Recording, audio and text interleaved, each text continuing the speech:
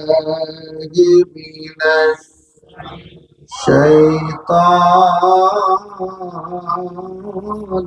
الرجيم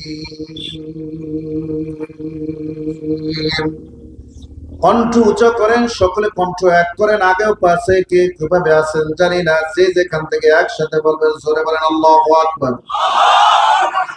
পিছনের আব্বা যান, আপনার কণ্ঠ একটু শুনতে চাই, সবাই একবার আওয়াজ করে জোরে বলেন আল্লাহু আকবার। হাতটা উপরের দিকে উঠান, চিৎকার মারিয়া তাকবীর দেই সবাই, নারায়ে তাকবীর, নারায়ে তাকবীর, নারায়ে তাকবীর। আল কোরআনের আলো, আল হাদিসের আলো, নারায়ে তাকবীর। কষ্ট হলো মনে হয়? সকল একবার বলি আলহামদুলিল্লাহ। আমি আপনাকে প্রত্যেকটা পয়েন্ট বাই পয়েন্ট ধরে দেবো, আপনি আল্লাহর কসম করে বলেন তো, আপনি যত সুন্দর করে কথা কন, আপনার মতো পৃথিবীতে আর কে কথা বলে বলেন? বুঝাইতে পারিনি?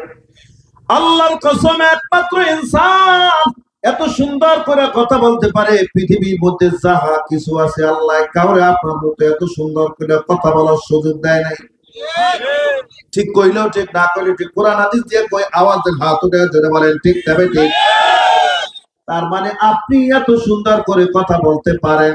এখন প্রশ্ন হলো, হুজুর আমারও জিহ্বা আছে, গরুরও জিহ্বা আছে, আমারও জিহ্বা আছে, ছাগলেরও জিহ্বা আছে, আমারও জিহ্বা আছে, অর্থাৎ এক কথায় যত জিহ্বাওয়ালা জীব জন্তু আছে তাদেরও জিহ্বা, আমারও জিহ্বা।